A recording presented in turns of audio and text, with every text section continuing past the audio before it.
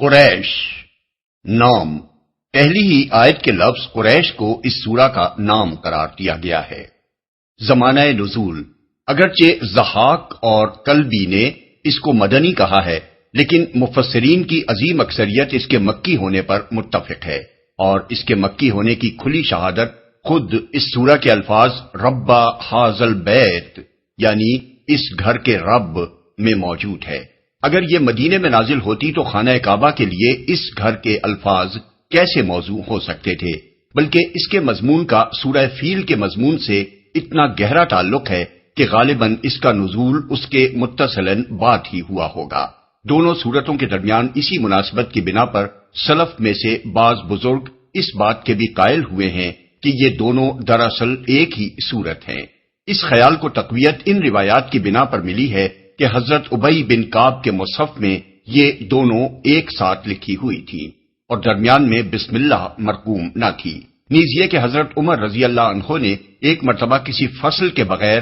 ان دونوں کو ملا کر نماز میں پڑھا تھا، لیکن یہ رائے اس وجہ سے قابل قبول نہیں ہے کہ صحابہ کرام کی عظیم تعداد کے تعاون سے سیدنا عثمان رضی اللہ عنہ نے قرآن مجید کے جو نسخے سرکاری طور پر لکھوا کر بلاد اسلام کے مراکز میں بھجوائے تھے، ان میں دونوں کے درمیان بسم اللہ درج تھی، اور اسی وقت سے آج تک تمام دنیا کے مصاحف میں یہ الگ الگ سورتوں کی حیثیت ہی سے لکھی جاتی رہی ہیں۔ مزید برآں دونوں سورتوں کا انداز بیان ایک دوسرے سے اس قدر مختلف ہے کہ یہ علانیہ دو الگ صورتیں نظر آتی ہیں۔ تاریخی پس منظر اس سورہ کو ٹھیک ٹھیک سمجھنے کے لیے ضروری ہے کہ اس تاریخی پس منظر کو نگاہ میں رکھا جائے جس سے اس کے مضمون اور سورہ فیل کے مضمون کا گہرا تعلق ہے۔ قریش کا قبیلہ نبی صلی اللہ علیہ وسلم کے جد اعلیٰ قصی بن کلاب کے زمانے تک حجاز میں منتشر تھا۔ سب سے پہلے قصی نے اس کو مکے میں جمع کیا اور بیت اللہ کی تولیت اس قبیلے کے ہاتھ میں آ گئی۔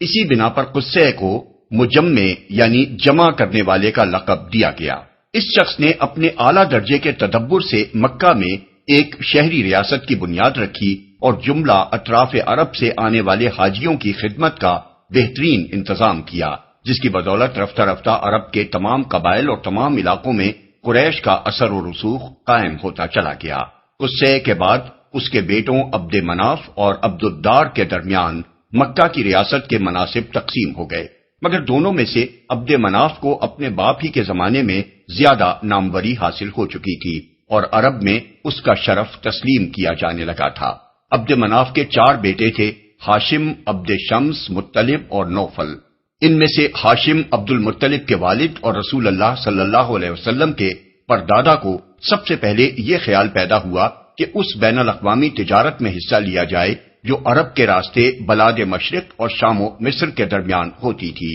اور ساتھ ساتھ اہل عرب کی ضروریات کا سامان بھی خرید کر لایا جائے تاکہ راستے کے قبائل ان سے مال خریدیں اور مکے کی منڈی میں اندرون ملک کے تجار خریداری کے لیے آنے لگیں۔ یہ وہ زمانہ تھا جب ایران کی ساسانی حکومت اس بین الاقوامی تجارت پر اپنا تسلط قائم کر چکی تھی جو شمالی علاقوں اور خلیج فارس کے راستوں سے رومی سلطنت اور بلاد مشرق کے درمیان ہوتی تھی۔ اس لیے جنوبی عرب سے بحر احمر کے ساحل کے ساتھ ساتھ جو تجارتی راستہ شام و مصر کی طرف جاتا تھا اس کا کاروبار بہت چمک اٹھا تھا۔ دوسرے عربی قافلوں کی بنسبت قریش کو یہ سہولت حاصل تھی کہ راستے کے تمام قبائل بیت اللہ کے خدام ہونے کی حیثیت سے ان کا احترام کرتے تھے۔ حج کے زمانے میں نہایت فیاضی کے ساتھ حاجیوں کی جو خدمت قریش کے لوگ کرتے تھے اس کی بنا پر سب ان کے احسان مند تھے۔ انہیں اس امر کا کوئی خطرہ نہ تھا کہ راستے میں کہیں ان کے قافلوں پر ڈاکہ مارا جائے گا۔ راستے کے قبائل ان سے راہگزر کے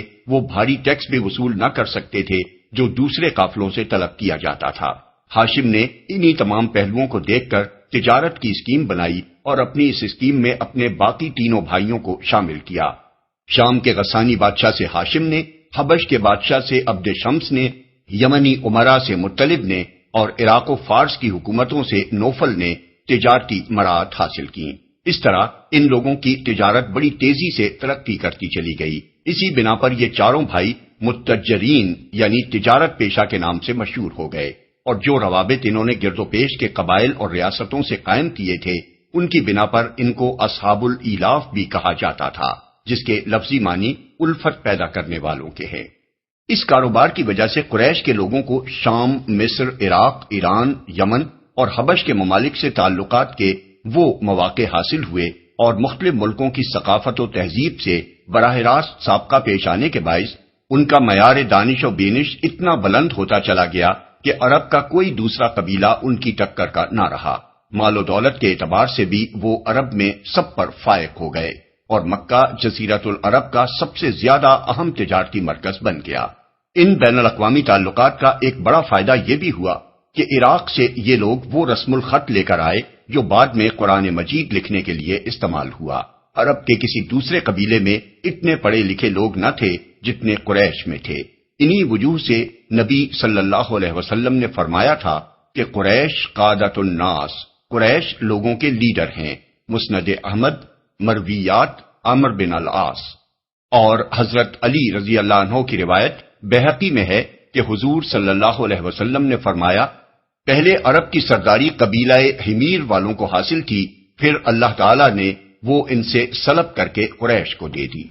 قریش اسی طرح ترقی پر ترقی کرتے چلے جا رہے تھے کہ مکہ پر ابرہہ کی چڑھائی کا واقعہ پیش آ گیا۔ اگر اس وقت ابرہہ اس شہر مقدس کو فتح کرنے اور کعبے کو ڈھا دینے میں کامیاب ہو جاتا تو عرب میں قریش ہی کی نہیں، خود کعبے کی دھاک بھی ختم ہو جاتی۔ زمانہ جاہلیت کے عرب کا یہ عقیدہ متزلزل ہو جاتا کہ یہ گھر واقعی بیت اللہ ہے۔ قریش کو اس گھر کے خادم ہونے کی حیثیت سے جو احترام پورے ملک میں حاصل تھا وہ یکلخت ختم ہو جاتا۔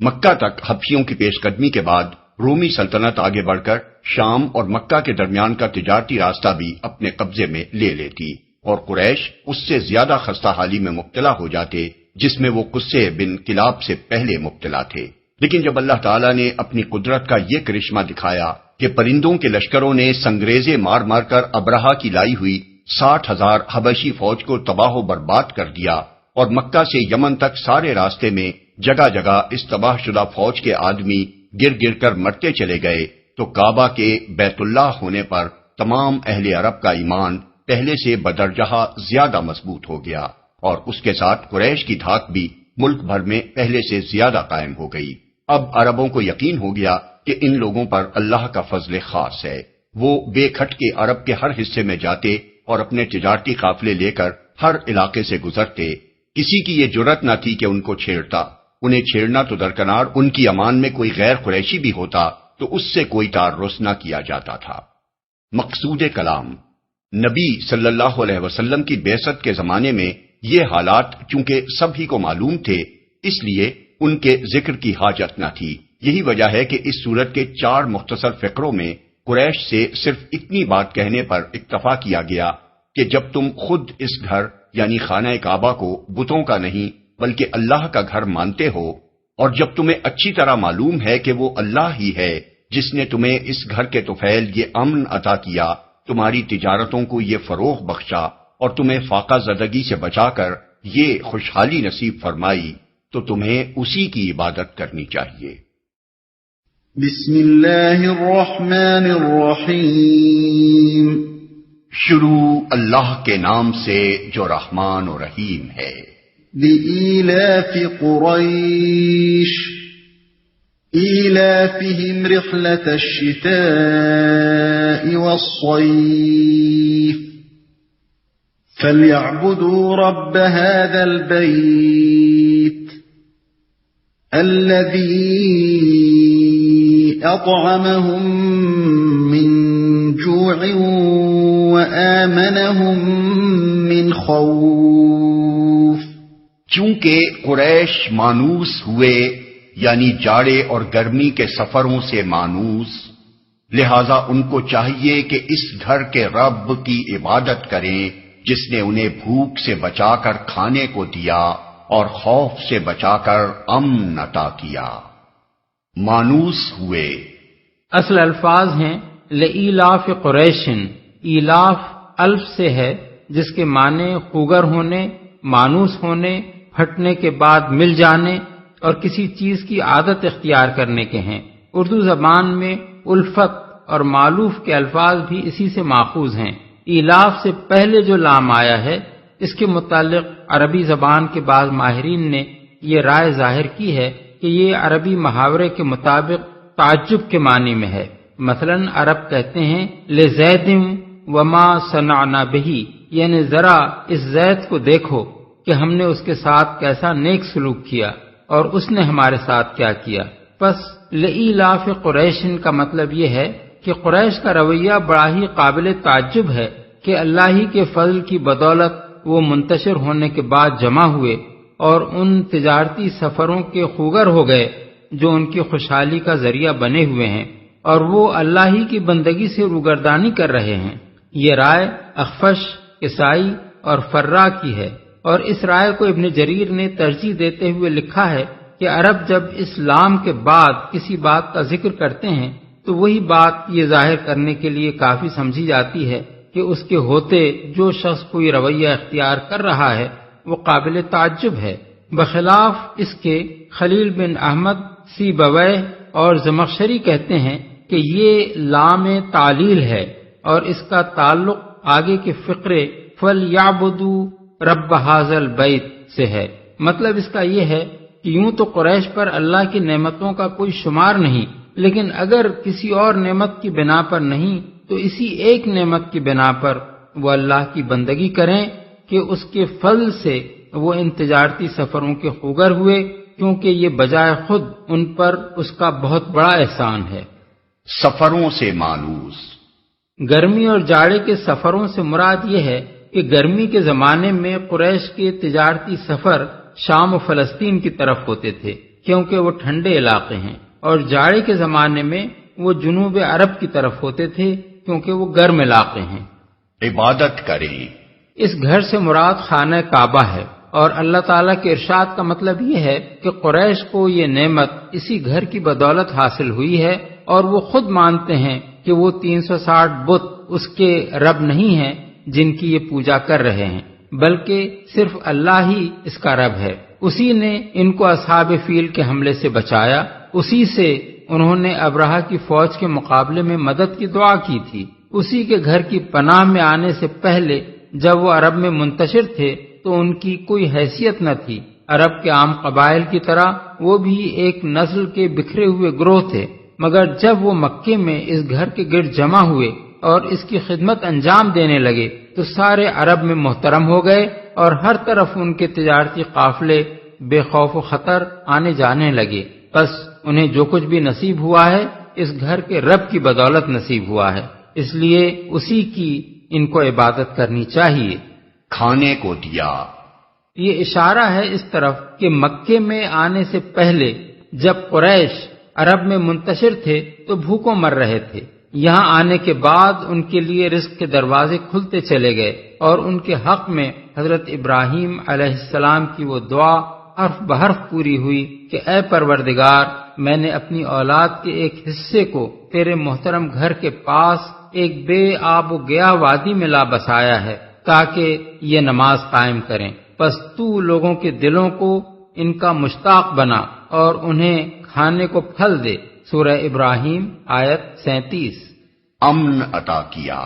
یعنی جس خوف سے عرب کی سرزمین میں کوئی محفوظ نہیں ہے اس سے یہ محفوظ ہیں۔ عرب کا حال اس دور میں یہ تھا کہ پورے ملک میں کوئی بستی ایسی نہ تھی جس کے لوگ راتوں کو چین سے سو سکتے ہوں، کیونکہ ہر وقت ان کو یہ کھٹکا لگا رہتا تھا کہ نہ معلوم کب کوئی غارت گر گروہ اچانک اس پر چھاپا مار دے۔ کوئی شخص ایسا نہ تھا جو اپنے قبیلے کے حدود سے باہر قدم رکھنے کی ہمت کر سکے، کیونکہ اکا دکا آدمی کا زندہ بچ کر واپس آ جانا یا گرفتار ہو کر غلام بن جانے سے محفوظ رہنا گویا امر محال تھا۔ کوئی قافلہ ایسا نہ تھا جو اطمینان سے سفر کر سکے، کیونکہ راستے میں جگہ جگہ اس پر ڈاکہ پڑنے کا خطرہ تھا، اور راستے بھر کے بااثر قبائلی سرداروں کو رشوتیں دے کر تجارتی قافلے بخیریت گزر سکتے تھے۔ لیکن قریش مکہ میں بالکل محفوظ تھے، انہیں کسی دشمن کے حملے کا خطرہ نہ تھا۔ ان کے چھوٹے اور بڑے ہر طرح کے قافلے ملک کے ہر حصے میں آتے جاتے تھے۔ کوئی یہ معلوم ہو جانے کے بعد کہ قافلہ حرم کے خادموں کا ہے انہیں چھیڑنے کی جرأت نہ کر سکتا تھا۔ حد یہ ہے کہ اکیلا قریشی بھی اگر کہیں سے گزر رہا ہو اور کوئی اس سے تعرض کرے تو صرف لفظ حرمی یا انا من حرم اللہ کہہ دینا کافی ہو جاتا تھا، یہ سنتے ہی اٹھے ہوئے ہاتھ رک جاتے تھے۔ سید ابو العلا مودودی کی مارکۃ الآراء تصنیف تفہیم القرآن کی یہ سی ڈی ادارہ ترجمان القرآن کے لیے